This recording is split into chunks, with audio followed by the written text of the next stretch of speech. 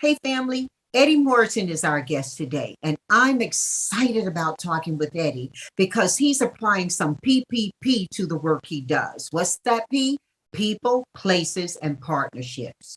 You see, Eddy has a rich background as an entrepreneur, but in his current life, he is working diligently through an organization he founded called Lift Orlando.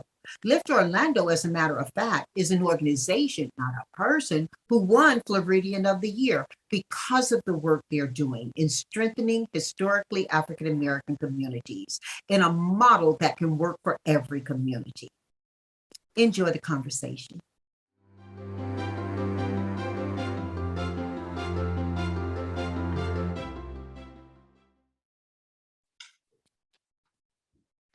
Eddy, we're so excited to have you. Thank you for investing this time with us today. Oh, Janice, it's a real honor to be here with you. Thank you so much. Well, we've got a lot to talk about, and you know what? I'm not going to wait to jump into it. First, I just got to ask you about Lift Orlando. That's what brought us to this moment, to have a conversation about that. And then we'll get into young Eddy and all that stuff. But tell us about Lift. Lift us up. Well, the whole idea is really to ignite a movement of business leaders that embrace the notion of doing more than just writing checks for charities, but rolling up their sleeves to solve some of the most complex social problems in our city. And the notion behind that is the inspiration that a city is only as strong as the strength of its neighborhoods. And we can't claim prosperity while we're leaving people behind. Oh, I love that so much. And you know, you're doing that work in Florida. You've got such a diverse population. You've got such a talent. I mean, Florida offers so much. How are you finding the opportunity to deliver to that community with any firm type of strategy? I was really interested in the direction you're taking. Can you share that a little bit? Well, one of the things we realized that was absent in our community, at least for a long time, was the recognition that the greatest points of distress, whether that be educational attainment, crime, housing, healthcare, all of these issues we concern ourselves about in our cities are not evenly distributed across every market. In fact, they're usually hotly concentrated in certain neighborhoods. And the reason for that is certain neighborhoods have endured the disinvestment and erosion of institutions and really structural investments that would have made it strong otherwise. So when you start to look at that, we found ourselves in some of the most amazing historic neighborhoods in our city, in the heart of our urban core, and beginning to try to reverse what's created the downward cycle to create cycles of prosperity for families. So we do that three ways: investing in people, places, and partnerships. So who are the people that already live there, the leaders, the role models, the parents that could be agents of change in their own community? What are the places where people live, learn, work, and grow that we could reinvest, rebuild, and establish with the highest level of quality and design and beauty that are inclusive for people of all income levels? And then who are the partnerships that can help accelerate that? We don't try to add one more nonprofit to the sector, but to add something that's been missing, which is what we call a community quarterback, to really make all these parties work together better. That's so interesting that you have that PPP. And it's quite a different PPP. When you talk about the people and you're doing this work, you have to know the constituency you are serving.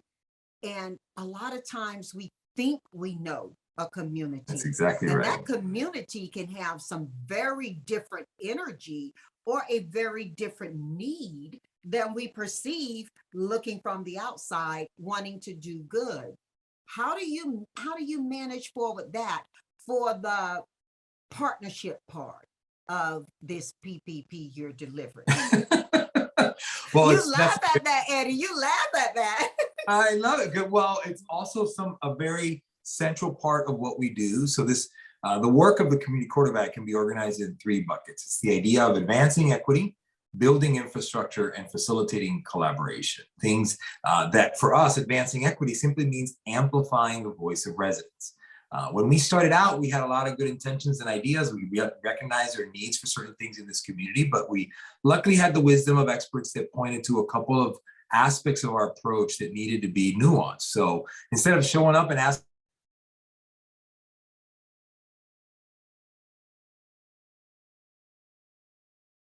most is a caring and connected neighbor.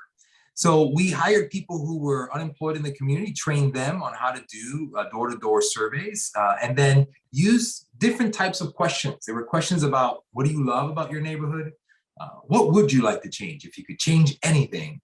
And the real kicker question was, what are you willing to do about it? What kind of skin in the game do you want to have? And that led to discovering that there were generations of amazing people who had raised their kids, many of them were accomplished, successful, educated people who could live anywhere, but chose to stay here in this community. And at the face of the growth of downtown, many had sincere fears about what this meant. So when I started showing up in the neighborhood, you can imagine how highly suspect I sounded, with a big smile saying, we're here from the business community and we want to help.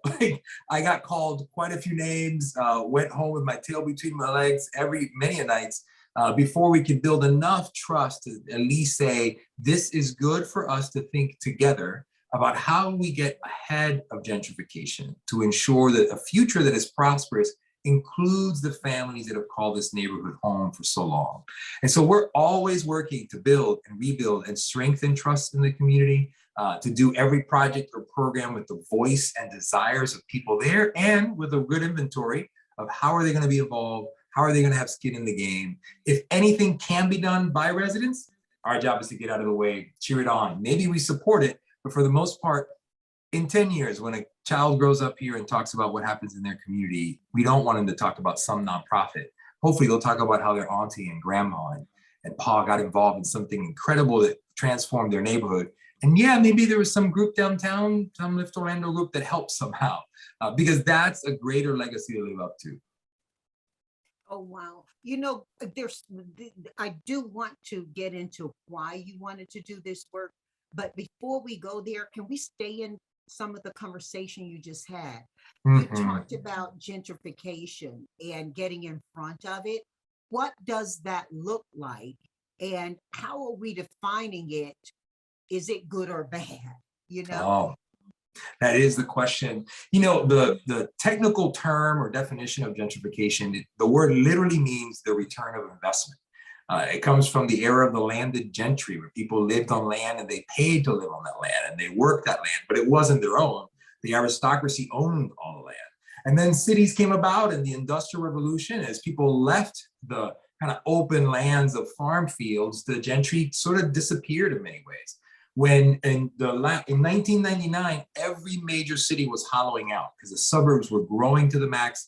Cities had become war zones throughout the 90s. People didn't want to live or invest in the cities. And some things switched in 2000. Overnight, cities were busting. People were moving back. And this has been happening everywhere in the world. Major cities are only growing larger. And so that return of investment or return of investors, of people who own land, created the term gentrification. The problem is our modern experience with gentrification is that it means wealthy white people moving in, poor Black people getting pushed out. And as one lady said to me in those early meetings, circa 2014, she had raised her children in the neighborhood, grown up there herself. She said, listen, I don't expect the neighborhood to be 100% Black forever. I just don't want it to be like we were never here. And that caution has remained with us. Most people, they don't mind having the cool coffee shop or the convenient grocery store or the hip new restaurant. It's just that usually it's not for them. So how could you get ahead of that energy and momentum? You know, if you compare gentrification to the pouring of a giant bucket of water upon an area, that if you pour that all in at once without any controls, it will displace and wash away everything that was there before. But you put some boundaries on that and you control that pour just right, that rising tide will lift all boats. And so the idea is that we need investment. We need the return of capital. We need ownership. We need leadership, entrepreneurship, housing. All these developments we all agree are good, but we need to do it with a hand that guides it for the benefit of the people there. And so we've been super proud of seeing an increase in per capita income in the neighborhood over the last 5 years. It has begun to close the gap between the difference of income rising in Orlando versus this neighborhood at dramatic levels, while retaining the vast majority of all the people who live here when we first showed up. And it's something we steward with gratitude, because honestly, I can't control people's desire to move, right? If you say you want to pick up and go somewhere, you have the right to do so. But how do we make this the kind of place you wouldn't want to leave? or ultimately what our ultimate vision is, that this would be a neighborhood where children grow up with hope and return with joy. When they can move anywhere they want to move, they couldn't think of a better neighborhood to raise their own kids than this one. Many of these communities across the United States that that fit the profile of the community you're serving are very well located. It's not thinkable that they are not going to have some interest in others coming. You said something that really touched me. I mean, well, you said a lot that touched me. One of the things you said that hashtagged itself was as though we were not here. We Yeah. were never here, like we were never here.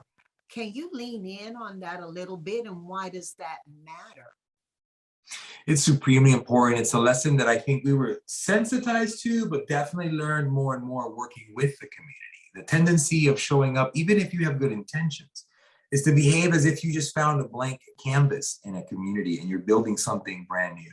When the deeper truth that there have been people there building bright futures with great hopes and fighting hard to build a community long before you showed up. And so it's an important acknowledgement to realize we're really standing on the shoulders of the people that have been doing what they can to make their community strong.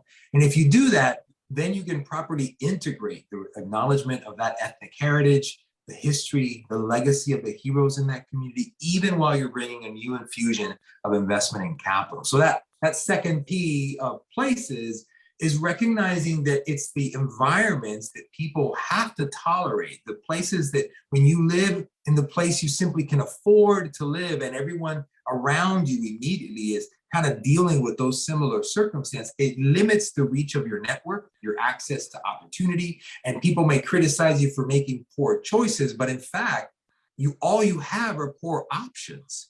And you start to put people in environments where they have greater options, greater alternatives, you'll see them start making amazing choices for themselves and their children because they're trying their best. Listen, for every one bad actor who makes a poor choice and ends up in the back of a cop car cuffed up on the nightly news, there are 100 families in that same neighborhood working hard, just trying to provide a bright new day for their children. It's just that doesn't make the news. There's nobody writing stories about that in the paper. So we try to spend enough time on the ground in the neighborhood, surfacing who those quiet heroes, those street saints, those servant leaders in the community are, who are just trying to do well by their own and by their neighbors and need a little extra support, need to feel connected to others who are trying to do the same. But then in any community, doesn't matter how much money they have or don't have, trying to rebuild decades of disinvestment and lost infrastructure in either quality housing, or healthcare, or education, or parks, public spaces is just not something most neighborhoods have the internal technical expertise or capital to do. Those are rare forms of technical investment that are required to do that. So that's where we try to invest in rebuilding that basic infrastructure that shores up the community and levels the playing field for children and families.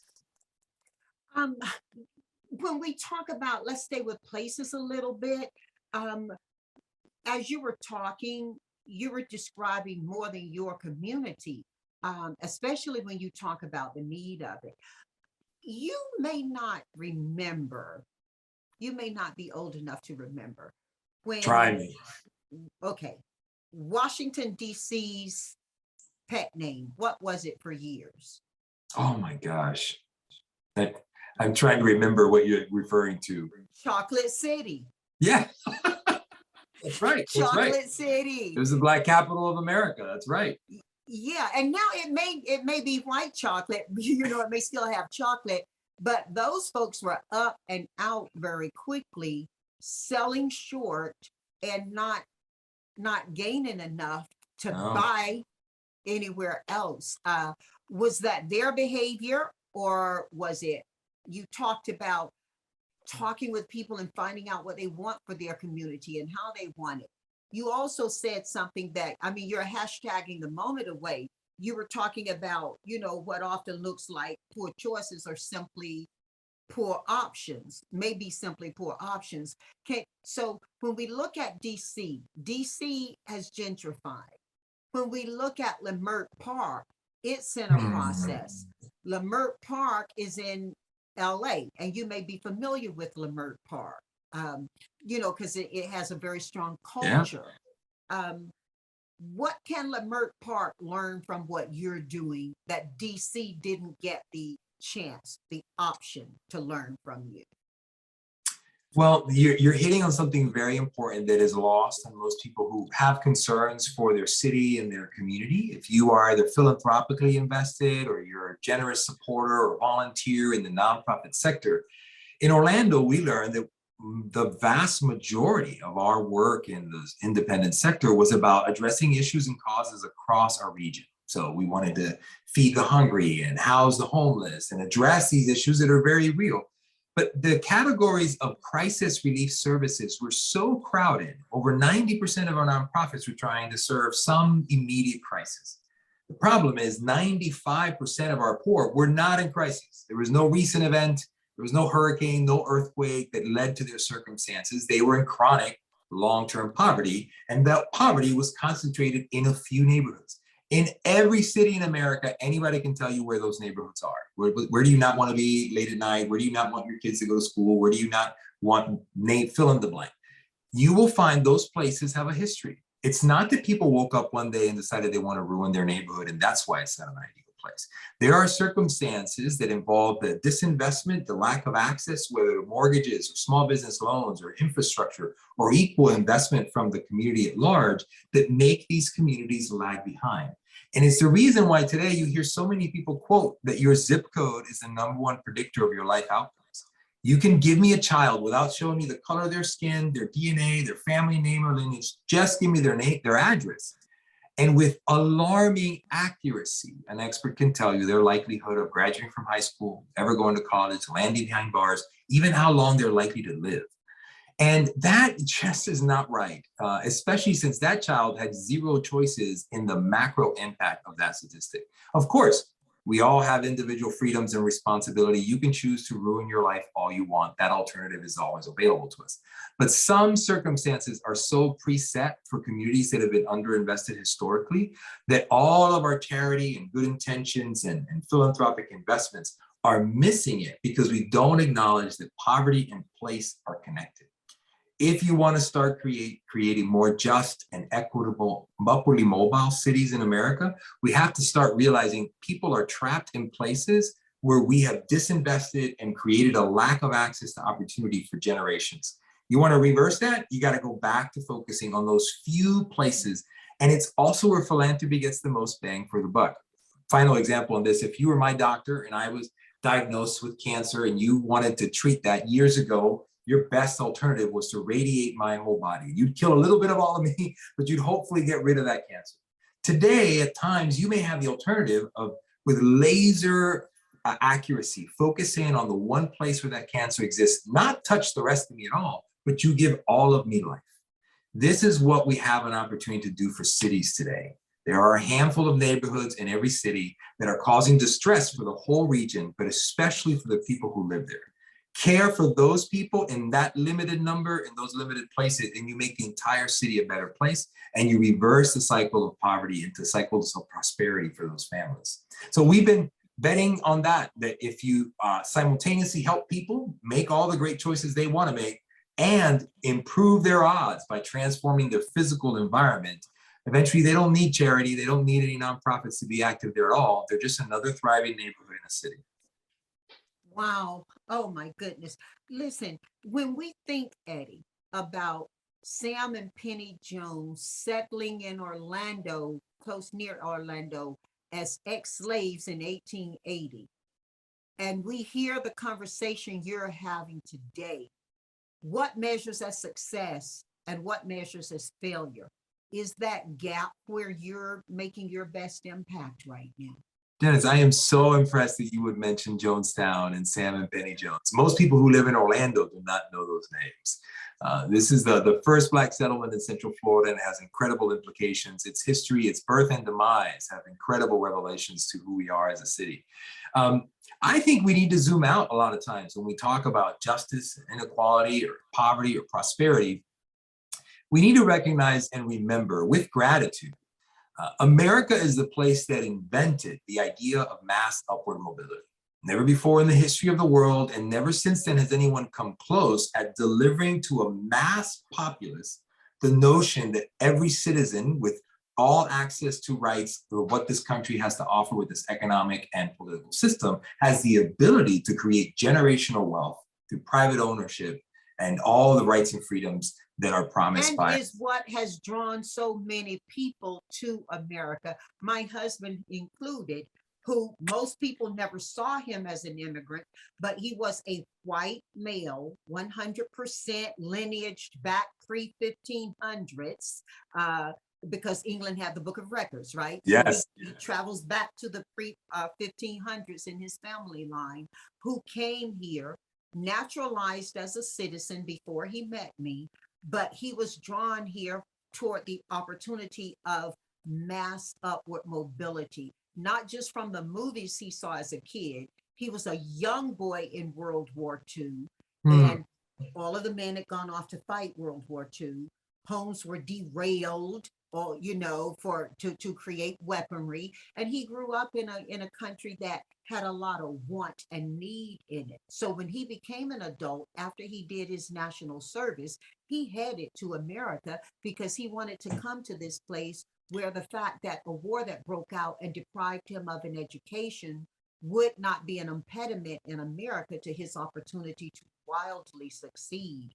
The dream he had is the same dream so many other people have, but fundamentally, it was the dream that Sam and Penny had, leaving slavery to build forward. So I'm just listening to you, and it's filling a whole lot of places in my soul to hear you speak to how you likewise, as you share his story, because I think what we need to recognize is solving the problem of poverty or generational, concentrate, all these labels we want to put on it. It's not some mystery, some enigma. We do this better than anybody. We've done it more successfully than anything in history. We just haven't done it equally for everyone. So we have the know-how, we have the technology, as they say, but are we giving it equally out to every citizen? Does every person in this country have access to it in the same way? And to the degree we can all acknowledge that we have not done that equally throughout our history, those are the places that have been left behind, the families that have not fully benefited. We've taken wave upon wave of mostly illiterate immigrants and turned it into the wealthiest generation. The largest transfer of wealth in history is happening right now. That's the work wanted to become a millionaire. My husband wanted to become a millionaire. He did it more times over than you can count.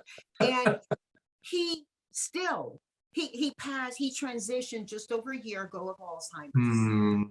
Even in his last cognitive moments, he was so puzzled by how he could come to this country and be so advantaged in ways I could not, having been generationally here for 4 generations back.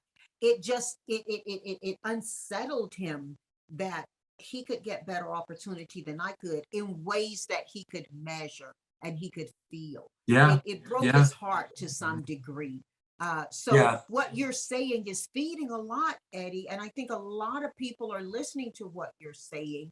I do want to go back, though, to my question and dig in a little deeper. What about your process can be a teaching moment, if not a pilot, for other communities? There are still those communities who face the potential. Again, it's going to ring in my head and my heart through the night when you said, as if they were never there, like they were never there. What about those communities? What can they learn from what you're doing? How are you doing it? Well, I think one of the key things to realize, you cannot be engaged in transformation without being transformed yourself. And almost a decade into this work, one of the things you realize rather quickly is that though, yes, you want to create benefit and advantage for people to live in these communities, and that may mean some people making choices that might be different. But the fact is, all of us need to do that. What's significantly different is that you realize that the things that need to change in the neighborhood don't live in the neighborhood. Decisions about the quality of these schools, about the quality of this housing, about the safety and the health access. All these are decisions made outside of these communities. So when you're trying to mobilize, whether it's philanthropy or people in power to make decisions to be engaged in these issues, you realize the first people to change are them. That the way we think about our community is what is at the root of these problems. That we've been selfish in the way that we've handled the power of the American dream. And to experience not just the selfish pursuit of happiness, but the joy of true shared prosperity, we need to start to share the power of the American dream more broadly. Because to the degree we do, not only do we leave some behind, but eventually we all pay the price for it. Every city is held back by the places that have been neglected, by the people that have been forced to live in despair. And with some of the things we've seen over the last few years, it's proof of the saying that there's nothing more dangerous than a hopeless man or a hopeless woman. If you can create places that not only provide hope, but deliver on the promise and potential of the American dream, you start to create such a shared and common sense of optimism and productivity and momentum. The same thing that people praise about immigrants, you would see in every American if there was a sense that the people had access to the same shots and opportunities. We got a lot of work to do, but this is not something that is unsurmountable. This is something doable. If something is a man-made problem, then it can be man or woman unmade or undone. We can do better. It's within our reach to do so. So we don't have to wait for God on that, do we? Yeah, that's right. That's right. I think faith without works is dead. And people act sometimes like these issues, because they've been around for so long, we sort of feel like, well, it's always been that way. It's probably always going to be that way. No, it wasn't always that way. We made decisions to make it this way. That means we can make decisions to do better. Did you ever, there's a documentary on Netflix called The Social Dilemma. It's all about, insiders in these social networks, Pinterest and Facebook and Google, and how they regret some of the social impacts of these technologies, although their original intentions were good. And at the end, it's such a depressing and tantalizing and fantastic documentary, but they're all trying to say something uplifting in the last 5 minutes of it. And one by one, their quotes can be summarized by saying, we created this, and now we realize it's doing a lot of harm. But if we created it, we can also do better. And I think there's a story there for America. America was an invention. We're the first nation not related by bloodline, because the founders had enough hubris to say, yeah, we should have the same rights as the king. Let's be a nation of our own, just because. So we had the chutzpah, we had the willpower to create something new and unseen. We were not perfect. We made things and established things that were not fair and helped so many people out. But because all of those were human decisions, that means we also have the power to do better. And we don't have to throw the baby out with the bathwater. People start to divide lines about loving or hating America. Listen, we all remember the first day we realized our parents were not perfect. I still love mom, but mom's got issues. And dad's got his own baggage. They're still mine. I still love them. I'm gonna let you go with that. My parents are still perfect, and I still say because mama said. But to your point about America being, this incredible new experiment, we are relatively young. And so we do have the ability, the agility to change. It is back to the willpower. And how do we come to land on solutions that focus on what we agree about versus what we disagree about? Absolutely. That may make me Pollyanna. I am highly hopeful. I'm with you. We can both be accused of that. I believe our best days are going to be shared days. You talked a little bit about the social dilemma and the emphasis on, if we made it this way, we can improve it from here.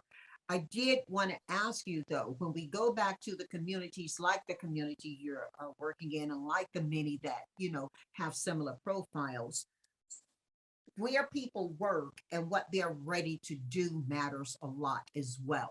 Now, Eddy, not that many years ago, there is a company, I won't give the industry because you'll know right away there, and I want to be thoughtful to them because I do believe they're working for change. But they had approached me around the idea of me finding Black and brown workers to come work at their facility. by design, they had built a big corporate campus that was way out near the mountains, absolutely gorgeous setting. And the campus itself was like, you know, a masterpiece in design and architecture. And they provide a very, very needed service and product. And so they get a lot of federal funding, and they were being looked at for, you know, how are you hiring and what is your, you know, before we called it DE and I. Yeah. And had the I in it. It used to be just diversity. Yes. And I'm like, why are we looking for diversity? It's always been here. Inclusion is the thing. In any event, they wanted me to help them get workers. And these workers they needed were at a certain salary. And I came in and it was so obvious to me, and they've been working on this for quite some times with a previous provider of staffing. And within less than an hour, I was like, the workers you're looking for live 50 and 60 miles away. The hours they will work will institute rush hour travel, which makes an 8-hour day for them, at best an 11-hour day. They likely have children because a lot of the work is physical. And so that has family impact. I don't know how you're going to say you're looking for these workers and target them without some rampant change to their community, because your community is so far away where you want. And, you know, LA doesn't have the friendliest commute, right? You know, public transportation is not running a lot here. It's in the news right now to just get us from north to south. But Eddy, you see where I'm going with this. You know where I'm going with this. So how do we bring work into our communities, or how do we better access for people, whether that is how we pay them, what we pay them, or how we upskill them quickly, so that they can make the drive. When we look at our communities, I was recently home over COVID, and I was hosting a call, an international call, and had to phone an executive on my team and say, take this call. I had to go find a land phone and call them because the internet was not there. So whether we're looking at AI at work or internet connectivity at home, we're looking at how people in some communities are stressed to survive, let alone thrive in a new and evolving work. How do you look at that for the community you service? And does your nod and your smile indicate you know this oh too well? I mean, you're dead on. You're absolutely right. What's interesting about that is that the principles that apply are not principles that are in some way exclusive to working with communities that have been underinvested. Let's say that I was all for the worst kind of stereotypical gentrification. I'm going to tear down a bunch of old housing on the west side of town. I'm going to rebuild fancy new condos and restaurants. And if I were doing a master plan development with a significant acreage. May I take the wood? May I take the old wood? I would be thinking about, oh, if people are going to live here, where are their kids going to go to school? Where is the nearest park? Where are they going to go to work? Can we find some companies nearby? We need a grocery store here. Like the convenience and connectivity and holistic thinking that we apply in the suburbs, that we apply in master plan developments of any kind, would incorporate not the assurance that everybody who lives here is going to work in this particular place down the road, but that you want to create the connectivity of all the basic essentials of a well thought out community. We need to stop entering communities thinking that building affordable housing is the answer, that getting people in jobs is the answer, that providing healthcare is the answer. All of these things are the illusion of silver bullets. If you only do one, the others, if they're failing, will undermine the other. So yes, I think you need work opportunities nearby. You need transportation solutions that connect them to work opportunities that might be far off. But it all boils down to thinking about and to connect other communities to them, and to connect other communities to them. Absolutely.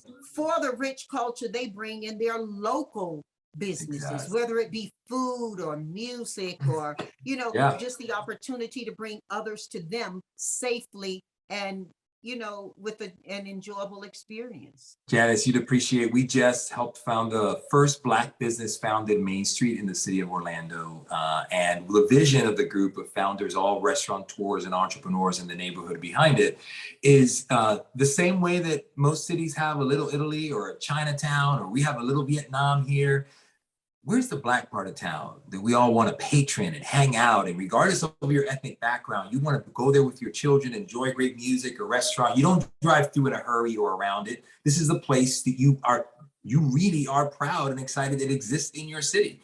And with the national awareness of the famed Black Wall Street, there's an opportunity for creating places that celebrate and preserve Black leadership, entrepreneurship, and history in our inner cities, in a way that everybody can patron, that everybody would welcome and celebrate, but does not remove the beautiful mark of that heritage in cities. And I think sometimes we think about it in exclusive ways. Like if it's gonna be Black, it's gonna be poor or low income. And it does not have to be the case. Too many of our young Black professionals are choosing to blend in other parts of the city instead of being part of making a name for their culture and history in the inner city core. And so there's an opportunity to do that. We're hoping to see that happen in Orlando in the very near future. And we're hoping more cities do something like that.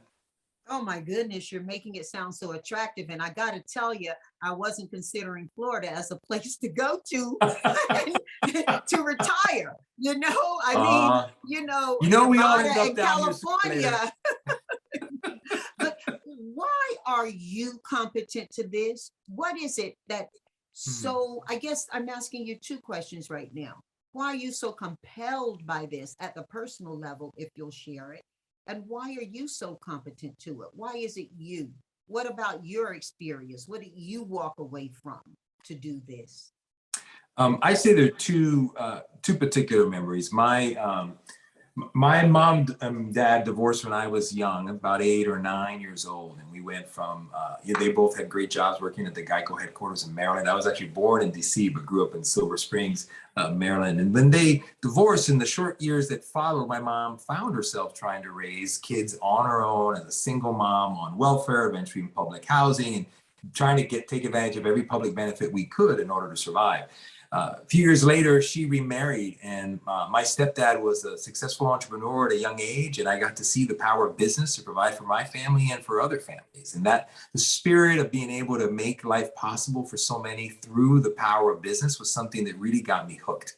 But by the time I started my professional career working here downtown in the Orlando Chamber, I found myself in rooms where business leaders, often not a large number of them, meeting with the mayor, with the CEO of the largest banks and other folks, had concerns for the macro issues in the city: transportation, workforce development, education, economic development, that most people, millions of people, really never even thought about. They're just trying to survive another week, feed their families. And that connection between the conditions affecting the most vulnerable families, having been one, having grown up in one, and the power for the most powerful people to make decisions that affect so many, is one that is missed by people too often. And I have seen how people who realize that sense of responsibility, the privilege and opportunity it is to leverage power for its true purpose, which is justice, which is creating opportunity for others, create such a sense of joy and pride and meaning and purpose. There are way too many people in our nation today, blessed in more ways than they can ever count, who are not experiencing a life of fulfillment, of meaning and purpose. And for us, we lean in heavily on the responsibility of business leaders to find a sense of purpose and meaning for the influence of their companies, the wealth that they've accrued, that could really help galvanize all their skills towards something that's much bigger than themselves or than their brand, by helping build more inclusive communities where everyone prospers. So personally, there's a sense that I relate to the families we're trying to serve and to the ambitions of wanting to prosper. But also, having been an entrepreneur myself, having been in the business community in so many different ways, I see that there's actually a mutually beneficial relationship, that people in power also need the life and joy that comes of standing on the right side of justice. Oh my goodness. Oh my goodness. Whew.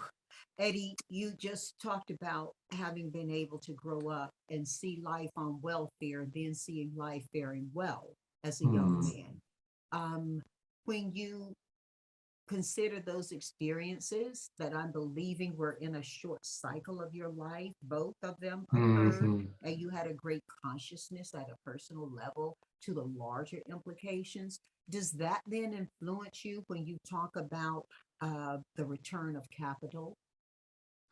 Yeah, and I think it also the fact that it's worlds that normally collide. I mentioned earlier about how unwelcome my arrival was in the community when we first started because I was coming on behalf of the business community.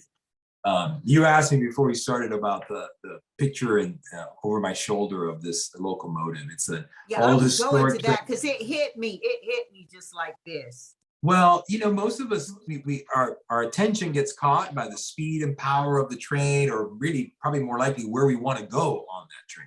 The train can't move without the rails that it sits on, but those rails don't stay together or work without the ties underneath. And what we realized is that you needed the voice and power and will and dreams of the people who live in these communities where they've raised their children, where they built a future and a legacy to be included in how you shape the future. But you couldn't shape that future without the power and capital and influence of leaders in the larger city. But these two groups normally don't want to work together. Folks in the community don't trust those with money that can bring a lot of change too quickly. And those with money don't want to hear other people's opinion about how they spend that money. And so the work of tying those two forces like oil and water that don't want to mix and creating bridges and bonds of trust around a vision for a shared community that benefits all is really the work that we do. And so we don't care who gets the credit.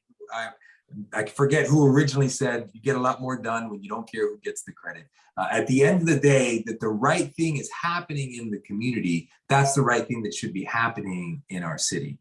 And so we try to play an often invisible role of tethering power and the voice of residents into one force for change that moves the community forward, much like a train.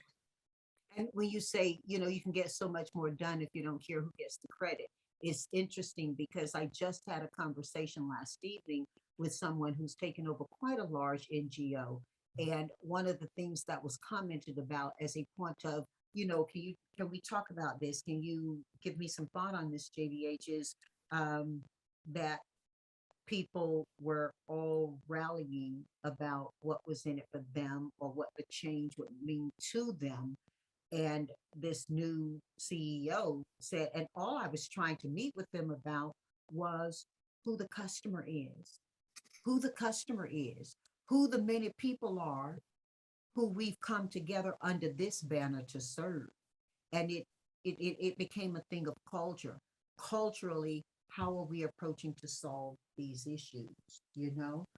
Everything we solve isn't a problem. Sometimes it really is, as an opportunity, right? Absolutely.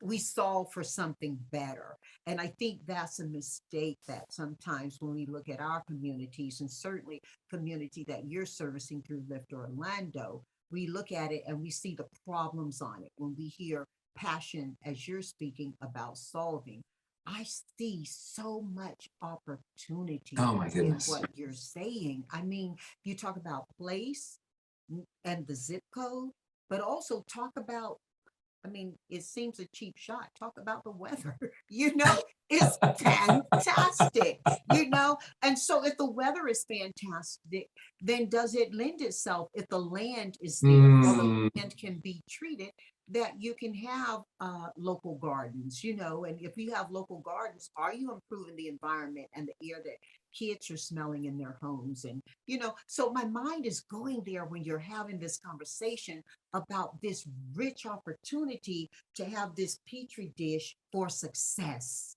Yes. It's interesting that you say that because I mentioned that survey process in this community. That first step of looking at what the assets were is a very well documented body of work originating out of Northwestern University. In fact, it's some of the work that Obama was trained in before he went back to law school, was this discipline of asset-based community development.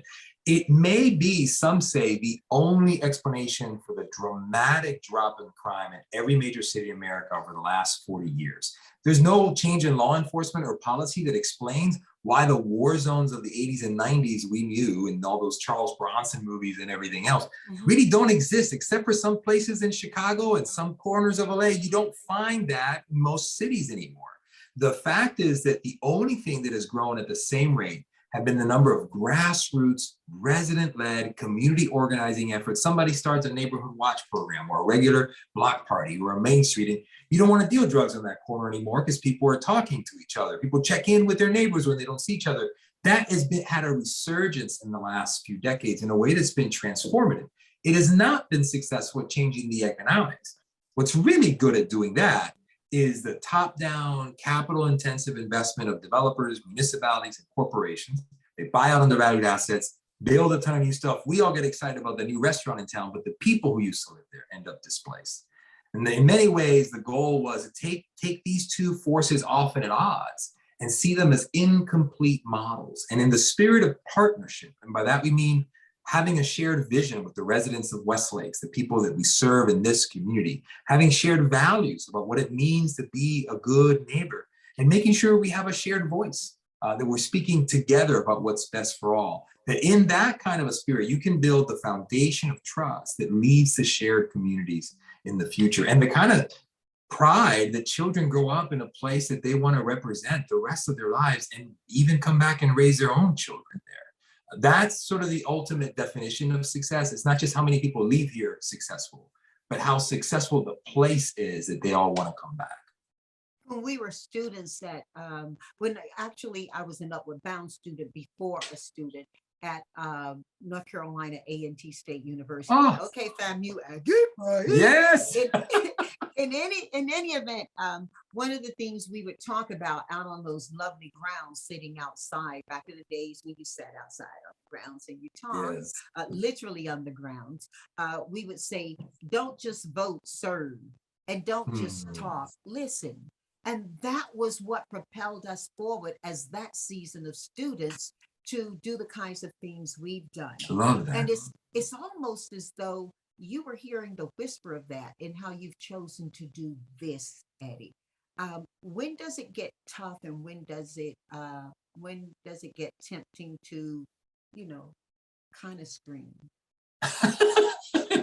I think there are moments early in the work for anybody who starts to do this. There are moments where you realize that the wounds of a community that has been mistreated, where promises have been broken, where people have broken and destroyed trust, means you're going to run into a lot of suspicion, a lot of tough questions, and even accusations with great frequency that will feel unfair until you realize that history makes it perfectly logical for people to doubt your good intentions. But then once you realize that makes sense, what's a challenge is realizing how many people in the name of doing good are building their own empires, whether they're for-profit or nonprofit or public or private. And so that little bit about not caring who gets the credit, I have learned not caring who gets the credit is almost like a superpower. You're in a room full of people where everybody wants the credit and you're the one person happy to give it away. It is one of the biggest advantages you can have.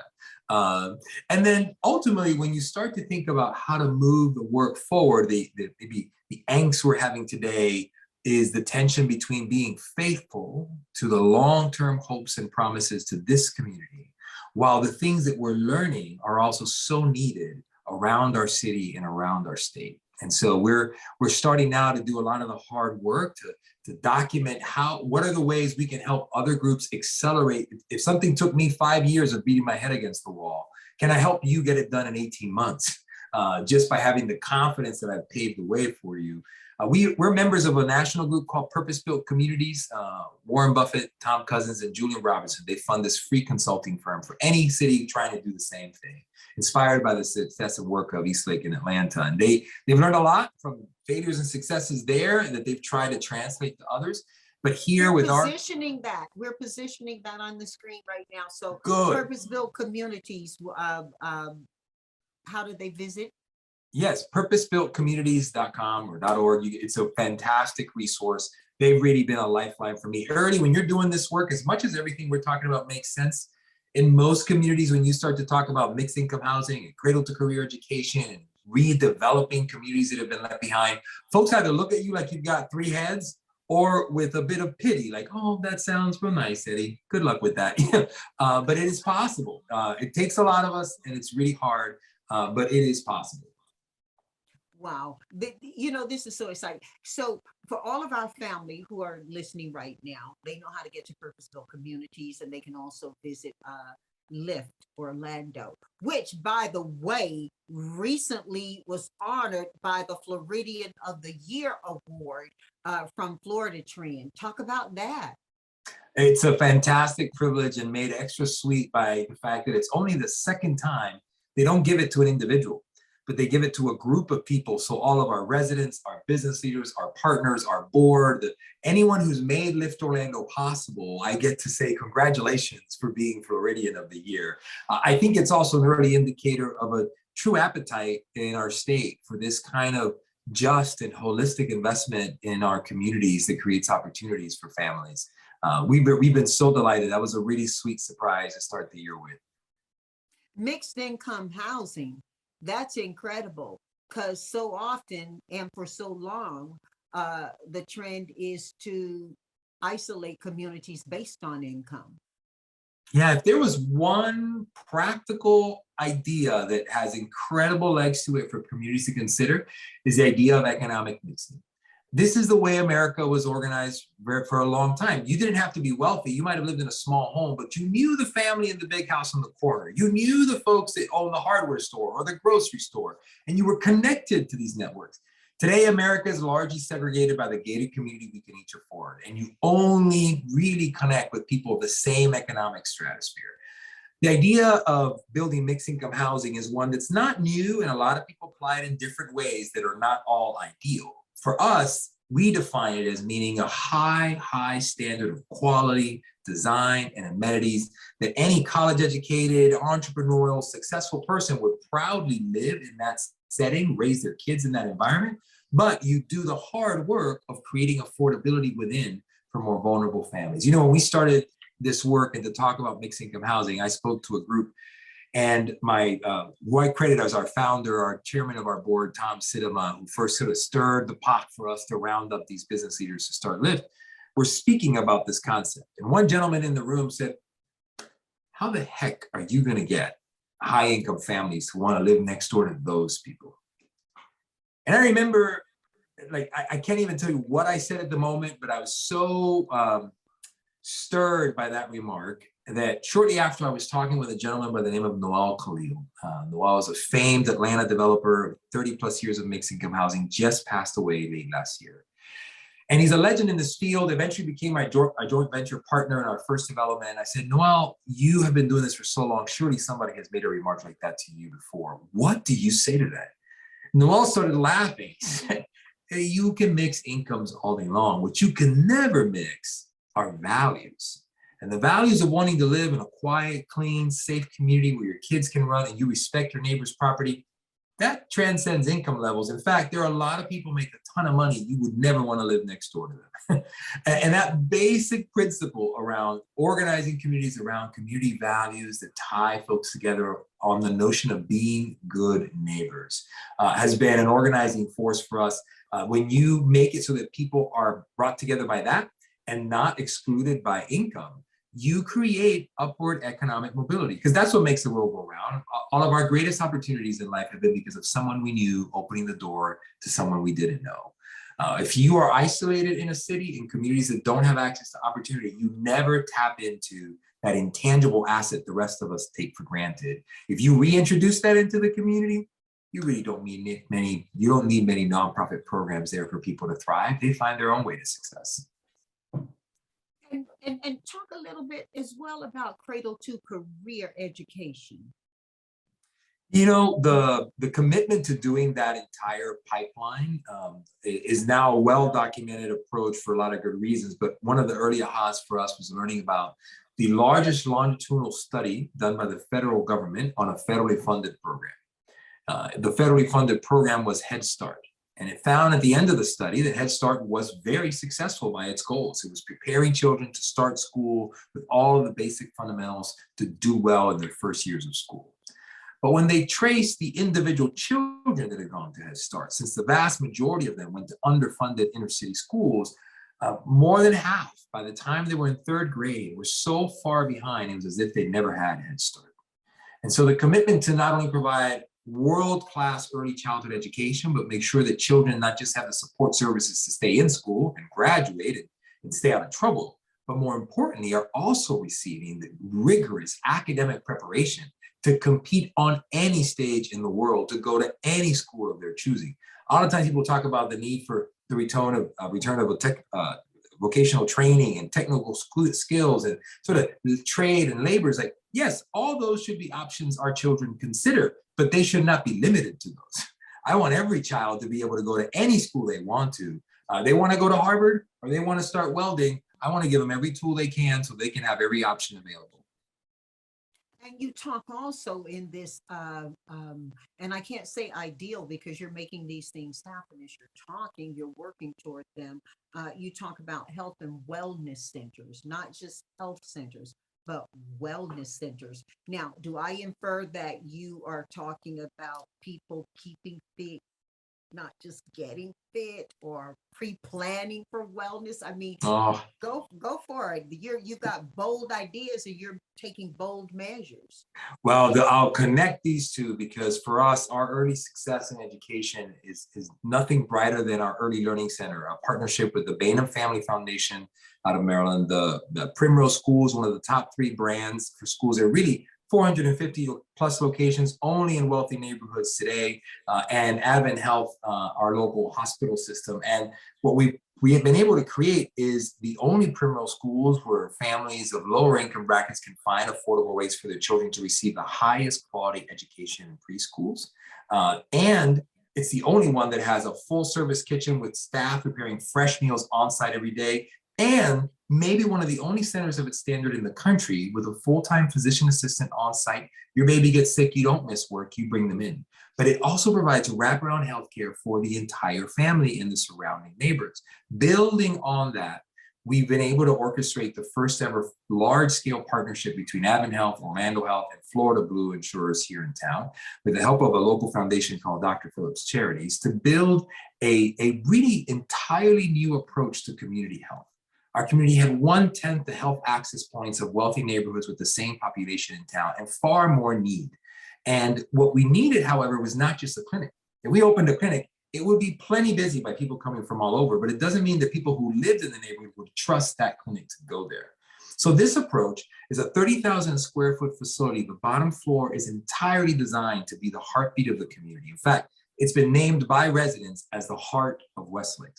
You'll walk in, you'll see a fitness center, a cafe, meeting spaces for our local HOAs and community groups, a number of all these amenities and facilities that are meant and designed for residents to connect to each other and to opportunities. The kind of place you go grab a cup of coffee, catch up with your neighbor, and oh, by the way, there goes your doctor. Because the entire second floor is a full suite of vision, dental, behavioral health, pediatric services, all primary care. The notion that everything you need is there, but it is connected to the network that you trust in the neighborhood.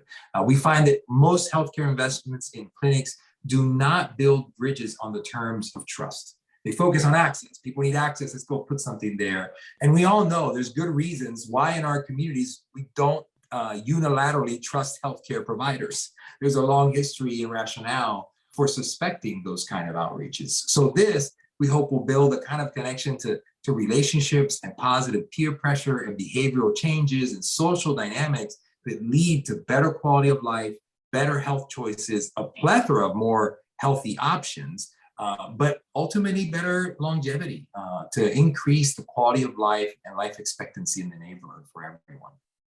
So you got me on that soapbox because we're really, really proud and excited about it. And look, don't step off yet, because I want you to wrap all of those elements up into something you refer to as economic viability opportunities.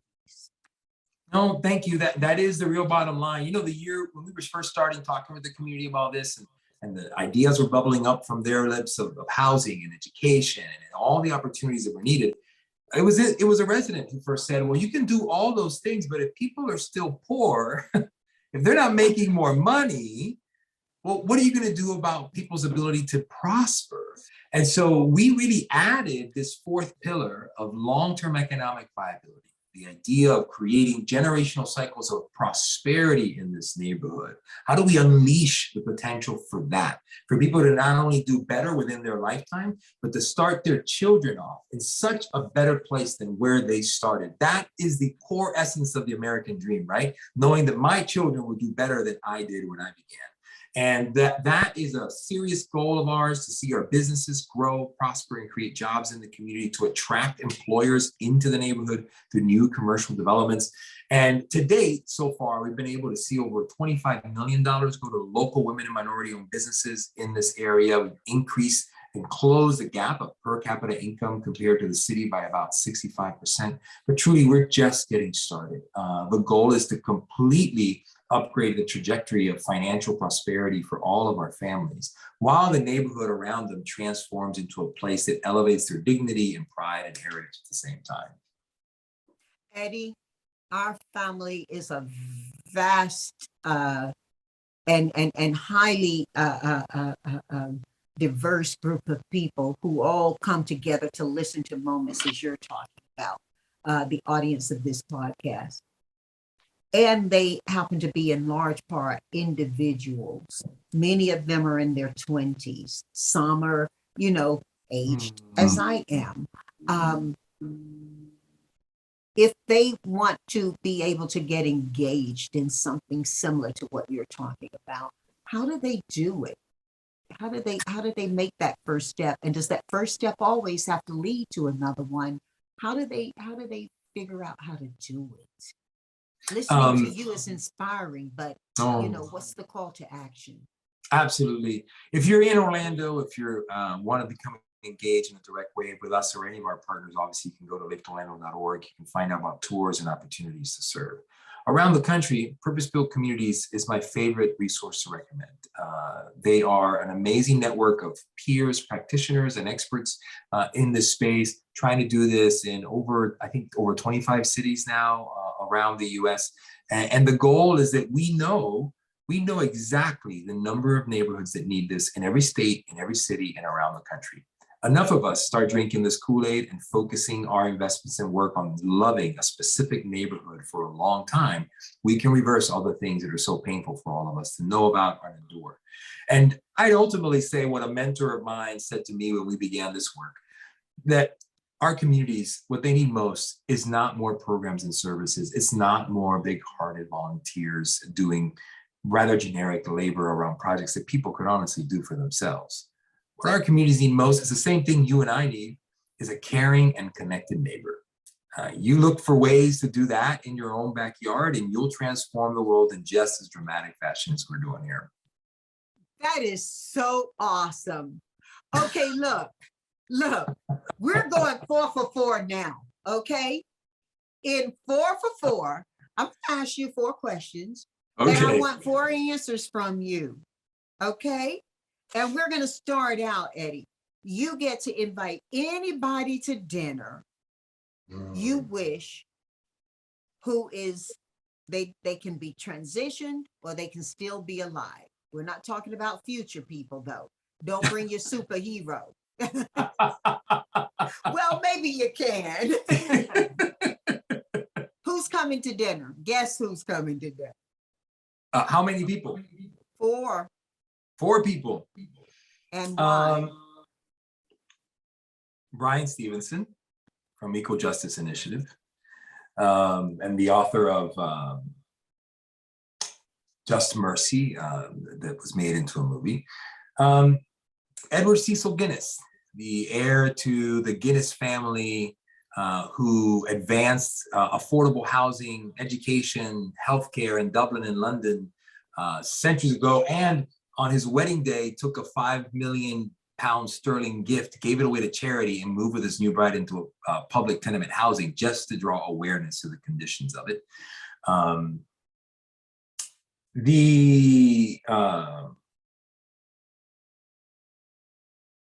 There's a gentleman here, Eugene Gwynyard. It's kind of been lost to history here in Central Florida, but he was the one who complained to his boss, John Graham, that he wanted to build a home worthy of how hard he worked. And that led to a movement that founded one of the first Black suburbs in the South, Washington Shores, right here on the west side of Orlando. And it's the birthplace of most of the most illustrious Black leaders here in Central Florida that have helped build this region. And he would be a fascinating person to talk to. Gosh, so many people. Dr. King himself, to speak words of wisdom into how we're thinking about this work. Wow. You know what? I'm going to come help you serve at that dinner. I want to. And if you get another seat, open up. You know, John Hope Bryant's doing some work with a new company on creating. I mean, he's doing incredible. I know, he's pretty amazing. Hey, look, let's go 2 for 4. What 4 different artists are you listening to now, and why? Oh my goodness. You know, it's so funny. I am like, I try to surf a lot of different type of music, and but these days my head's been sort of deep in worship music. So Christian gospel worship music, but with a little kind of a random flair. I don't like get hooked on any one artist and all of their stuff. I'll just put it on Spotify and listen to everything under that category that I can hear. So I can't pinpoint just one name. I feel like in the past, I've been more a fan of a single band or singer, but these days it's just a soundtrack of life that I tend to listen to. Oh, I love that so much. And you know, we are doing the same thing, you and I. I could so easily 3 or 4 years ago give you my favorites, all of whom had already passed away, because I'm kind of an old school girl. But now I am just so listening to world music. I'm listening to a lot more of the calming music of Eastern artists who I'd never heard of, and my daughter introduced me to. And like you, the majority of my time, my music is worship music. It truly is. So I'm with you there. Okay. There's so much stress and anxiety and darkness in the world. Recently, I have felt the sense that those of us who can tap into joy need to do it and share it more often, because the Lord knows everybody around us needs it. For years, I taught my students that you should play the music that takes you where you want to go. Oh my goodness, I love that. Yeah. It's so good. What 4 books do you recommend to our family, and why? What books do you recommend? Like, you guys got to read this, you know? Oh boy, there's so many. One that we used to recommend, like it was, hot bread, was Toxic Charity by Bob Lupton. He's written many books, but this one, for being as pithy and small as it is, his experiences moving into inner city Atlanta way before it was a cool thing to do, trying out to serve the community, and then learning that some of the ways he was doing it were not the most helpful. The subtitle is how churches and charities can do more harm than good sometimes. It's a very, very compelling read that changed completely how we thought about philanthropy. A book recently published by one of the Heath brothers, Dan Heath. They've had a lot of great hits. But this one Dan wrote, I think, particularly the first half of the book, does such a great job at using plain English to explain really complex concepts that are necessary in this work. It's called Upstream. Very, very good book, super well written. You read the first few chapters, you start to get why you have to think very differently about doing this kind of work. And then, gosh, I've had to do a serious book purging of my library in recent years, and it's been a good discipline to figure out which books really matter most to me. Just Mercy was a game changer. On the same time I was reading The New Jim Crow, Brian Stevenson's words on equally heavy subjects, but laden with so much hope that it makes it easier to endure dark histories in our past. And I think if I were to say one more, it's tough, isn't it? It is tough. It's tough to narrow it.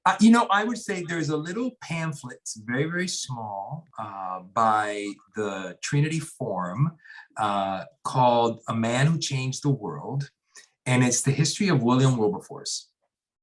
Born around the same time, contemporary with the founding fathers, he, like Jefferson, had this larger than life father who was a heroic figure who died when he was at a young age. Just like Jefferson, he really decided to become a lawyer, became a statesman, went into public office, was inspired by the idea of all men being created equal. But unlike sort of the pressure to succumb to his fellow Virginians and pass on justice to future generations and conveniently fight only for the liberties of the few, William could not have a faith that excluded his responsibility to pursue happiness defined by what you experience when you seek the happiness of your fellow man. And he dedicated the rest of his life to two great objects, what he called the Reformation of manners in England, which in England, 16th, 17th century, it was nothing but debauchery and cheating and just awful social and ethical behavior that made people never want to deal with the British and the French at that time. But that led to his even greater goal, which was the abolition of slavery, which was absolutely unthinkable then at that time in their position in the world economy. And he dedicated his life to that, transformed the culture of London. By the time he passed away, 3 days before he died at the age of 63, slavery was abolished in England, and England became the worldwide police against slave trafficking across the Atlantic. A very different path than what America took at that time. But there's so many lessons to learn about his life and how his faith was integrated into his work and how it literally changed the world, starting with a little handful of concerned friends. So that would be one. There's a lot of great books about his life, but he's maybe one of the most under-celebrated worldwide heroes I know of. So, you know, I'm going to share that on my social media, and I certainly will give homage to you for having brought it to my attention, because I was not aware of that book, and I'm very familiar with Wilberforce. I don't know how that happened. Oh yeah, this is a small treaty for the people that don't want to read the big biographies on him. This is a great way to get a taste of how he thought and how he worked.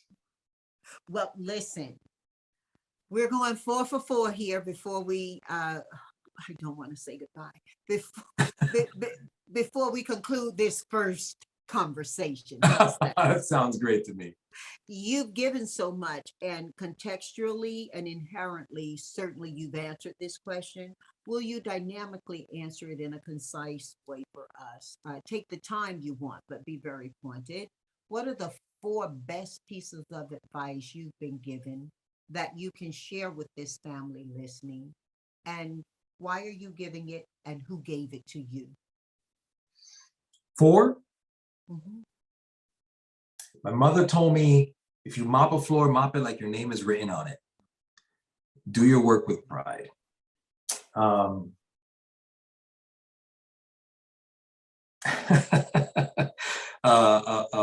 father figure, mentor, and pastor said to me once, Eddie, the shortest point, this is not his direct quote because it's a principle, that the shortest distance between 2 points is a straight line. And sometimes we make things more complicated than they need to be. I share with you what Bob Lupton said, that what we all need most is a caring and connected neighbor. That still drives much of how I live every day. And, you know, drawing from my own personal faith journey, I spent a few years where I was very, very active in inner city ministry, working with young men coming out of gangs and violence, but was also working in the business community and felt torn between the two and kind of felt like I needed to be called to one thing or the other because I was running ragged and feeling tired. And what was kind of bubbled up in my soul that has been a guiding light is a passage in Matthew 5:16 that says, "Let your light shine before all men, that they glorify your Father in heaven." So if whatever I do, whether I'm doing this today or running a hot dog stand tomorrow, if somehow it makes people look up and thank God for his goodness, then I've done a good job. Eddie, from my heart to your home, thank you. Thank you. Please come back. Thank you. It is such a privilege. Thank you for your heart and for the community that you're building here. I've been honored by being here with you.